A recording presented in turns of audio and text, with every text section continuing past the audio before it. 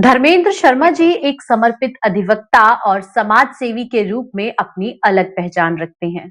Supreme court और विभिन्न अदालतों में अपनी कानूनी सेवाओं के माध्यम से उन्होंने न्यायपालिका में महत्वपूर्ण योगदान दिया है। भारतीय जनता पार्टी के एक सक्रिय सदस्य के रूप में उन्होंने राजनीति और समाज सेवा को प्रभावी ढंग से जोड़ा है। राष्ट्रीय परशुराम परिषद के दिल्ली प्रदेश अध्यक्ष के रूप में उनकी भूमिका न केवल सनातन धर्म और संस्कृति के उत्थान में महत्वपूर्ण रही है, बल्कि समाज में राष्ट्रीय एकता और युवा प्रेरणा के प्रसार में भी अहम रही है। इस वर्ष राष्ट्रीय परशुराम परिषद द्वारा आयोजित महाकुंभ एक ऐतिहासिक पहल है जो धर्म और संस्कृति और समाज के संगम का प्रतीक बनेगा। आइए उनकी इस प्रेरणादायक यात्रा और महाकुंभ की महत्वता को समझने के लिए उनसे कुछ महत्वपूर्ण सवाल पूछते हैं। नमस्कार, आप देख रहे हैं एयर न्यूज और हमारे साथ हैं एडवोकेट धर्मेंद्र शर्मा जी। धर्मेंद्र शर्मा जी, आपका बहुत बहुत स्वागत करते हैं। जय श्री परशुराम। आप सभी को नव वर्ष की हार्दिक शुभकामनाएं और भगवान परशुराम का आशीर्वाद आप पे हमेशा बना रहे और आप ऐसे ही समाज में हमारी संस्कृति को बढ़ाने के लिए ऐसे ही आप अपने चैनल के माध्यम से इंटरव्यू करें और जितना अधिक हो सके अपनी संस्कृति का प्रचार करें। जी जी, धर्मेंद्र से जानना चाहेंगे, आप पेशे से वकील हैं और जैसे कि हम अब देख रहे हैं कि आप समाज सेवा की ओर जुड़ रहे हैं, राजनीति में भी अपने कदम रखे हैं आपने, तो उसका कारण क्या है राजनीति और समाज सेवा की तरफ बढ़ने का? देखिए, as an advocate by profession हम एक एडवोकेट हैं और एडवोकेट बनने से पहले एक ब्राह्मण कुल में जन्मे एक हिंदू धर्म के हम अनुयायी हैं। हमें बचपन से ही अपने हिंदू धर्म की शिक्षाएं दी जाती हैं, संस्कृति दी जाती है और किसी प्रोफेशन में आना, चाहे वो वकालत है, चाहे वो डॉक्टरी है, चाहे आप मीडिया से हैं, तो ये हमारा एक आजीविका का साधन होता है। पर हमें अपनी आजीविका के साथ जहां हमारा धर्म है, अपने हिंदू धर्म के प्रति हमें हमारे कुछ दायित्व होते हैं, अपनी संस्कृति के प्रति हमारी कुछ भागीदारी होती है, उसे हमें हमेशा जब भी हमें समय मिले हमें उसके लिए तैयार रहना चाहिए। जी, जैसे कि अभी आपने बताया कि आप समाज सेवा और धर्म की तरफ इसलिए आए क्योंकि आप ब्राह्मण कुल में हैं। आप इसके अलावा राष्ट्रीय परशुराम परिषद में जुड़े हुए हैं और दिल्ली प्रदेश अध्यक्ष भी हैं। तो एज अ दिल्ली प्रदेश अध्यक्ष आपका क्या क्या कार्य है, आप क्या क्या काम करते हैं? देखिए, दिल्ली प्रदेश अध्यक्ष एक हमारी पदवी है, पर पदवी जैसा आपने देखा होगा कि आपने सुना अध्यक्ष, तो कहते हैं ना कि जितना ऊंचा पद होता है उतनी ही ऊंची जिम्मेदारी होती है, उतनी ही बड़ी जिम्मेदारी होती है। जी, माननीय मंत्री जी श्री पंडित सुनील भराला जी, हमारे जो संस्थापक हैं राष्ट्रीय परशुराम परिषद के, उनके निर्देश अनुसार और उनकी ऊर्जा से, उनके प्रयासों से हम आज एकत्रित हुए हैं, आपके समक्ष हैं। माननीय पंडित सुनील भराला जी ने ये जो पदवी हमें दी है, एक बहुत बड़ी जिम्मेदारी है और इस जिम्मेदारी को पूरा करना मेरा कर्तव्य है और जितना मेरे से हो सकता है मैं अपने समाज के लिए, अपनी परिषद के लिए, अपनी संस्कृति के लिए समय देता हूं तो एक अध्यक्ष के रूप में काम करना, एक प्रदेश के अध्यक्ष के रूप में काम करना बहुत ही बड़ी जिम्मेदारी है। अपने लोगों को संगठित करना, जी।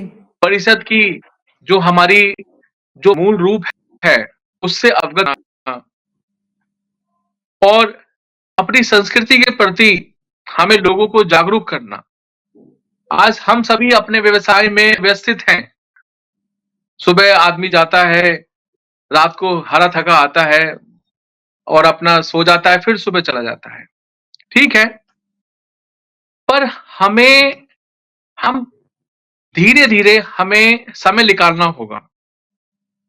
हमें अपने व्यवसाय से हटके हमें समय निकालना होगा अपनी संस्कृति के लिए, अपने हिंदू धर्म के लिए, अपने हिंदू धर्म के प्रचार के लिए।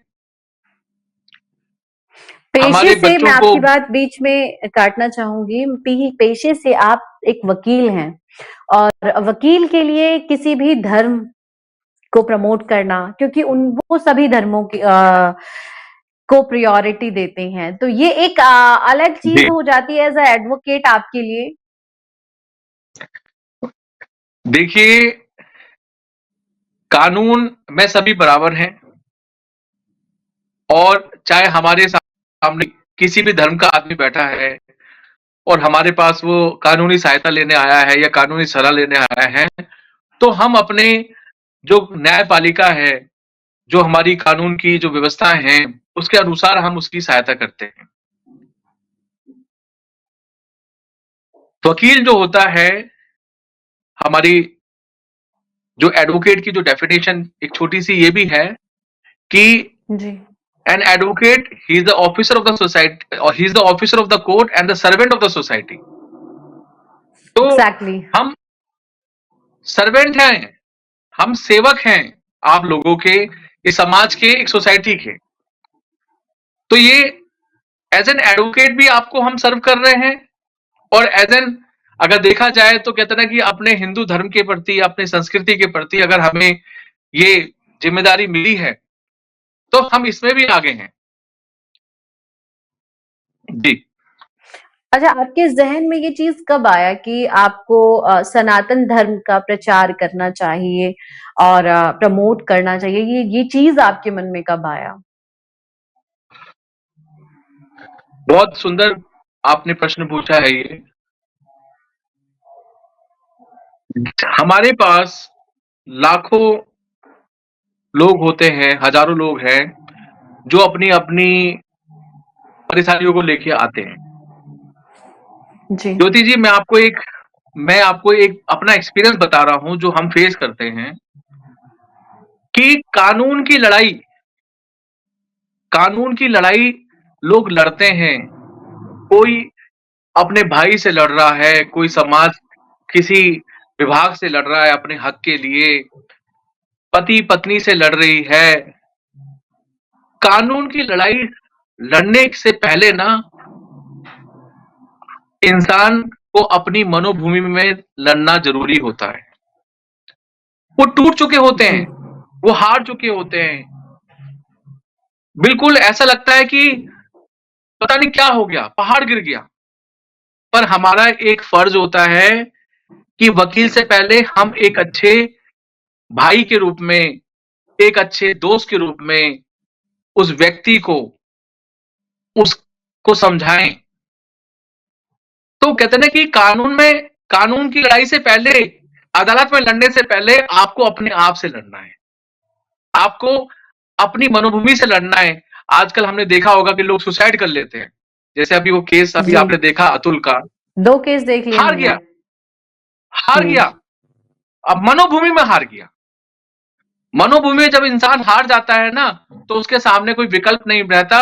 वो क्या करता है, अपने आप को बलिदान कर देता है।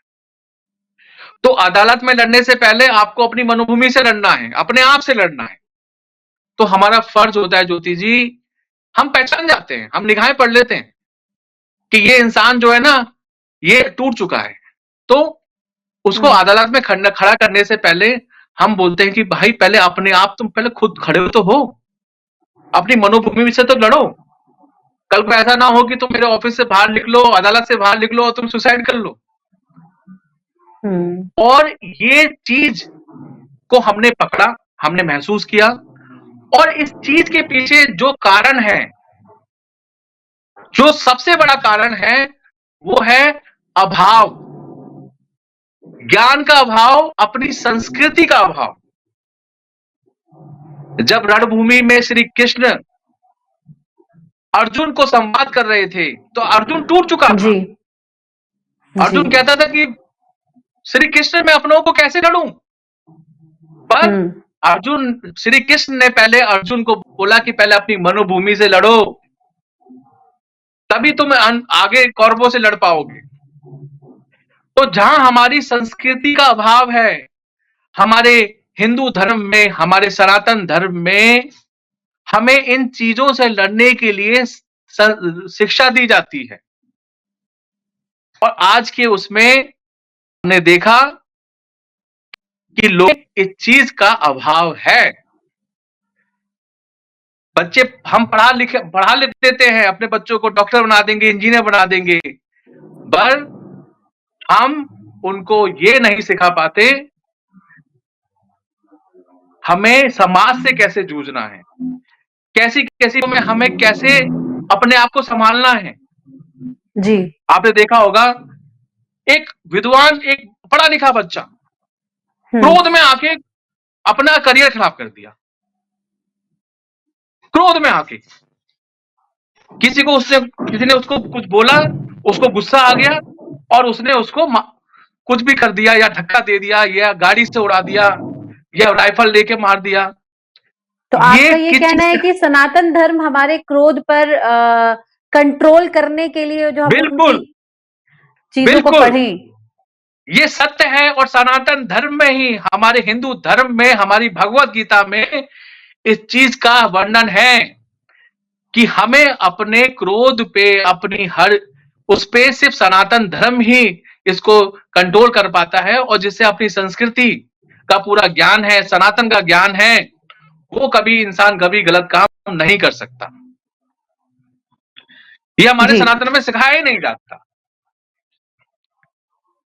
जी, जैसे कि आप राष्ट्रीय परशुराम परिषद में दिल्ली प्रदेश अध्यक्ष हैं, और राष्ट्रीय परशुराम परिषद इस बार महाकुंभ में हिस्सा ले रहा है, तो महाकुंभ में राष्ट्रीय परशुराम परिषद का क्या योगदान है, किस तरीके से वो काम करेगा, क्या चीजें होंगी, इस पे थोड़ा सा प्रकाश डालिए आप। जी, राष्ट्रीय परशुराम परिषद भगवान परशुराम, जो हमारे भगवान विष्णु के छठे अवतार हैं, और राष्ट्रीय परशुराम परिषद किसी समाज से जुड़े नहीं है, किसी जाति से नहीं जुड़ा हुआ। राष्ट्रीय परशुराम परिषद हिंदू धर्म से जुड़ा हुआ है। हमारे भगवान श्री परशुराम हैं, हमारे भगवान श्री परशुराम हैं, और भगवान विष्णु के छठे अवतार हैं। और राष्ट्रीय परशुराम परिषद का जो हमारा मूल रूप का जो सिद्धांत है, वो ये है कि इस महाकुंभ, जो हमारी संस्कृति का महापर्व है, जो 144 साल बाद प्रयागराज में हो रहा है, अपने महाकुंभ, महाशिविर के द्वारा, राष्ट्रीय परशुराम परिषद का महाशिविर लग रहा है, उसके द्वारा हम भगवान परशुराम की महिमा का वर्णन करना चाहते हैं, लोगों तक भगवान परशुराम के उस रूप को दिखाना चाहते हैं, ले जाना चाहते हैं, जो आपने कभी देखा ना होगा, ना सुना होगा। कभी भी हम अगर भगवान परशुराम की अगर हम बात करते हैं तो उनकी छवि हमारे मन में क्या आती है कि दाढ़ी है, हाथ में फरसू है, और भयंकर रूप है, और ये हम सोचते हैं। हाँ, तो आप परशुराम परिषद के कार्यों पर, जो महाकुंभ पर किस तरीके से राष्ट्रीय परशुराम परिषद अपना योगदान दे रहा है, उस पर आप बता रहे हैं कि दिल्ली प्रदेश अध्यक्ष धर्मेंद्र शर्मा जी दिल्ली प्रदेश अध्यक्ष हैं, तो वो प्रदेश अध्यक्ष होने के नाते इस महाकुंभ में अपना योगदान और अपने प्रदेश का की तरफ से किस तरीके का योगदान देंगे? जी, हमारा जो राष्ट्रीय परशुराम परिषद का महाशिविर प्रयागराज में है, 3 एकड़ में हमारा शिविर लगा हुआ है ये। जी। और अध्यक्ष, दिल्ली प्रदेश अध्यक्ष नाते हम इस महाशिविर में 1000 कंबल दान कर रहे हैं। जी। वहां पे जो श्रद्धालु आएंगे, जो जी हमारे साधु हैं, उनको हम 1000 कंबल जो है वितरण करें। और जी एक दिल्ली प्रदेश अध्यक्ष के साथ साथ हम प्रचार प्रमुख भी हैं महाकुंभ के। तो हमारा ये प्रयास रहेगा कि जब आप दिल्ली से, आप मेरठ से जब महाकुंभ जाएंगे, प्रयागराज जाएंगे, तो आपको राष्ट्रीय परशुराम परिषद की आपको होर्डिंग देखने को मिलेगी। अच्छा। भगवान परशुराम परिषद की आपको दिखेगा कि हाँ जी, परशुराम परिषद का महाशिविर लगा हुआ है। जी। तो ये हमारा प्रयास है। बाकी हमारे श्रद्धालु जो हैं, उनको रहना खाना सब फ्री है। ये हमारे शिविर में सारी व्यवस्थाएं हैं।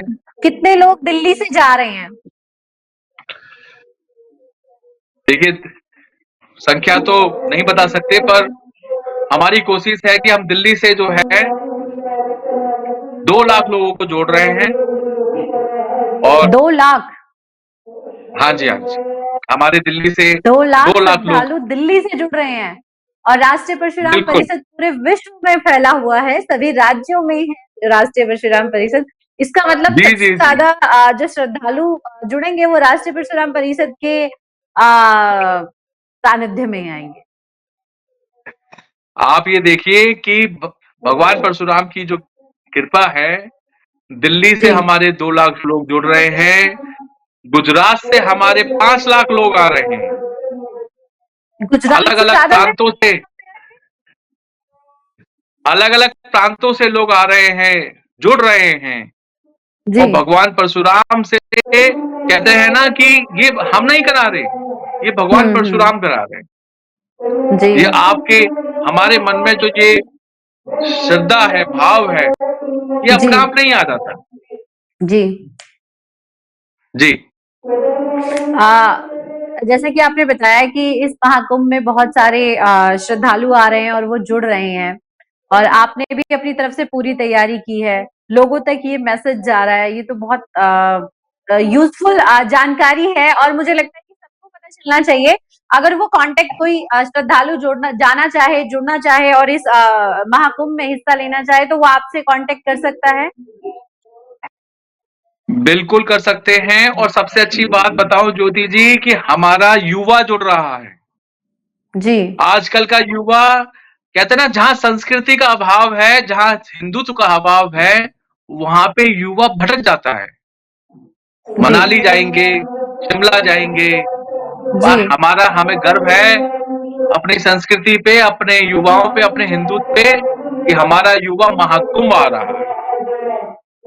हमारे जो युवा हैं वो जुड़ रहे हैं। जी। जो सारे के सारे उनको एहसास हुआ है कि अपनी संस्कृति सर्वोपरि है। आप देखिए, इस बार महाकुंभ में साधुओं की संख्या जितनी होगी, उससे डबल हमारी युवाओं की संख्या होगी। क्योंकि महाकुंभ में लोग कहते थे कि अरे ये तो जब आप बूढ़े हो जाओगे, 60-70 साल के हो जाओगे, तब जाओगे। नहीं, युवा हमारा जुड़ रहा है। आप रील्स देखिए, इंस्टाग्राम पे देखिए, हमारा युवा कितना पहुंच चुका है वहां पे। जी जी। जैसे कि अभी आपने राष्ट्रीय परशुराम परिषद के बारे में इतना कुछ बताया, हम थोड़ा सा प्रकाश सनातन धर्म पर डालेंगे कि आप एज एडवोकेट सनातन धर्म को किस तरीके से देखते हैं, और उनकी कौन कौन सी चीजें हैं जो आपको अच्छी लगती है और आपको लगता है कि ये लोगों तक विस्तार होना चाहिए। थोड़ी बहुत सनातन धर्म के बारे में खूबियां हम आपसे जानना चाहेंगे। जैसे मैंने आपको कहा कि एक वकालत के साथ-साथ हमने लोगों को समस्याओं को अनुभव किया और हमने ये निष्कर्ष पे लिया कि जो लोग ज़्यादा परेशान हैं और जो अप्रिय घटना कर लेते हैं, वो जी, सिर्फ़ और सिर्फ़ अपनी संस्कृति के अभाव से करते हैं। अगर हम अपने बच्चे को शुरू से ही भागवत गीता, भगवान श्री कृष्ण के जितने जो शिक्षाएँ हैं, अगर उससे अवगत कराएँ, तो हमारा बच्चा कभी भी कोई गलत काम नहीं करेगा। ये जी, क्रोध और ये जो कहते हैं ना कि अपना एक जो हमें जैसे कोई बच्चा पढ़ लिख जाता है ज़्यादा, अजी मैं इतना पढ़ा लिखा हूँ, तुम मेरे सामने क्या हो? हम किसी जो छोटा प्राणी होता है, जो रिक्शा चलाए या रोड पे बैठा हुआ है, उसको हम बड़े ही दुर्व्यवहार करते हैं, तो किसकी कमी है? ये सिर्फ़ सनातन संस्कृति की कमी है। जी, हमारे सनातन में यही सिखाया जाता है कि बेटा जो कोई भी छोटा नहीं है और कोई बड़ा नहीं है और ईश्वर जो हमारे साथ जो हो रहा है ना, वो ईश्वर है। भगवत जी, गीता में साफ लिखा है। तो जब हम अपने बच्चों को सनातन के में पढ़ाएँगे, हिंदुत्व के बारे में जितना ज्ञान देंगे, उतना ही हमारी हिंदुत्व मजबूत बनेगा। जी। धन्यवाद आपने इतनी सारी जानकारी सनातन धर्म पर दी, अपने प्रोफेशन यानी आप एडवोकेट हैं उसके बारे में बताया, राष्ट्रीय परशुराम परिषद के बारे में बताया और ये भी बताया कि कितने श्रद्धालु यहाँ से जा रहे हैं और प्रयागराज में इस बार हिस्सा लेंगे दिल्ली वाले। मैं दिल्ली की बात करूँ क्योंकि आप दिल्ली के प्रदेश अध्यक्ष हैं इसलिए। और लोग आपसे जुड़ना चाहें तो वो जुड़ भी सकते हैं। एंड जो जो भी महाकुंभ में 2025 में जो महाकुंभ हो रहा है, अब 14 जनवरी से शुरू हो जाएंगे वहां पे कैंप लगने शुरू हो जाएंगे, लोग जाना शुरू कर देंगे, श्रद्धालु जाना शुरू कर देंगे। तो इतनी सारी जानकारी आपने हमें दी, उसके लिए आपका बहुत बहुत शुक्रिया। एयर न्यूज की तरफ से आपका बहुत बहुत शुक्रिया। धन्यवाद। जय श्री परशुराम।